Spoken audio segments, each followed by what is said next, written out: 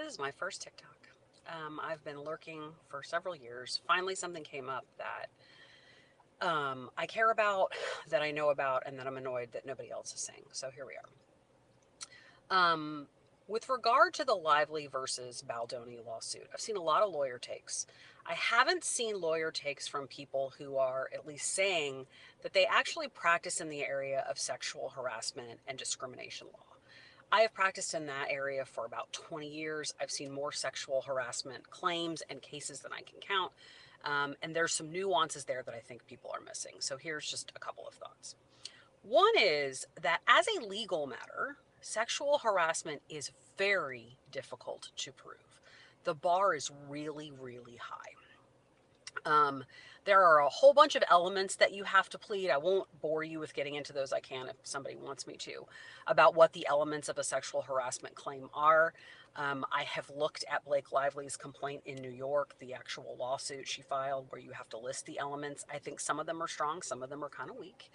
The biggest of which is that when you want to prove sexual harassment, you have to prove that this stuff happened. And then you also have to prove that the conduct was so severe and pervasive that it fundamentally changed the terms and conditions of your employment. That is a really high bar. The vast majority of creepy, inappropriate behavior in the workplace is not sexual harassment. Even if we, the public, think it's creepy, that doesn't mean that it violated the law. Number two, what do you do to defend yourself from sexual harassment? Well, there's a couple things. Number one is you poke holes in the elements. You say, well, they didn't prove this, they didn't prove severe and pervasive, they didn't prove it affected, the conditions of employment and other things. The other thing you do is you say, yeah, that happened, but it wasn't harassment because it was a legitimate business decision. In other words, this was something I had to do as part of the workplace that we were in. And that's what I expect they're going to say, at least in part, for some of these claims, is this was a movie set. We were talking about a sex scene. This was not an accounting office. This was a creative workplace with a whole bunch of people who were talking about really intimate personal things. And maybe I put my toe over the line, but it wasn't to harass. It's because of the kind of workplace we were in. So context is going to become really important when we look at whatever the defenses are that are going to be raised as well.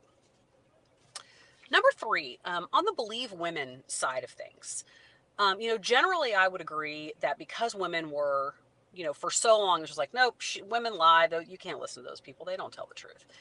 Because they were ignored and forgotten and pushed off for so long, that it makes sense to give women who tell these kinds of stories the benefit of the doubt. But the benefit of the doubt does not get you all the way to the end. It does not get you all the way from A to Z, okay? You can give Blake Lively, and I am, the benefit of the doubt that in her mind, these things happened, that she remembers these things happening the way they are described. I am also giving her the benefit of the doubt that these things, when they happened, made her uncomfortable.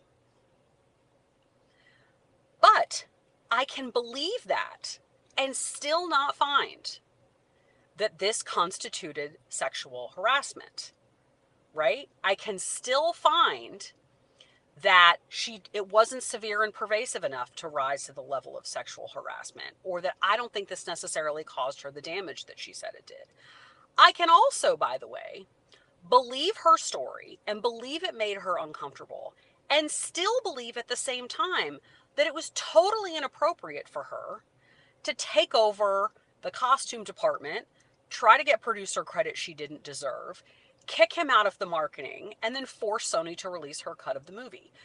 Just because you can see conduct of hers that's inappropriate doesn't mean you're not believing her. And the last thing is, again, on that sort of both sides thing. There's a misunderstanding about litigation that one side is always right and one side is always wrong. I can count on one hand in my career the number of times that has happened, where one party's story was all right and the other party's story was all wrong.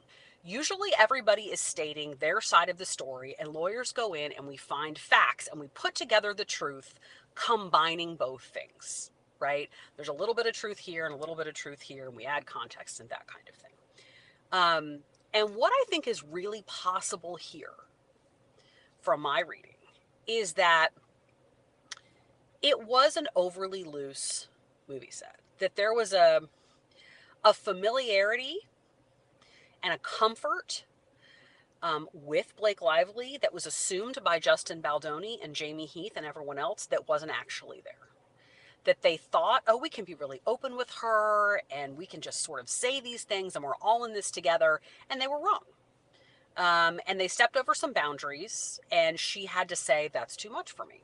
I think it's totally possible that that happened. But I also think it's possible that at the same time, her conduct in taking over the costume department, trying to get producing credit she didn't deserve, kicking him out of the marketing, all that stuff was also just really shitty behavior. And one last thing I will say, this whole business with having her own cut of the movie and then forcing Sony to release her cut of the movie instead of the director's cut of the movie. I'm not an entertainment expert, but that seems bananas to me. I mean, I've never had a DVD where they were like, afterwards, you can watch the exclusive Stars cut. It's the director's cut. That's literally the director's job. Um, but the fact that she was able to get Sony to release her cut of the movie and not the cut from the director and the guy who owned the rights to the book, that completely undercuts her argument that she has to make to prevail in sexual harassment, that Justin had all the power. Right? She says very clearly, multiple times in her complaint, he was the one with the power. He was the one that controlled the set. He was the one that controlled the movie. It really, really undercuts that idea when she goes to Sony and says, give it to me. Let me do what I want. And they said, yes, ma'am. So, for what it's worth, those are my thoughts. If you have other questions, I'm happy to answer them. Be nice to me. It's my first TikTok and maybe my only TikTok.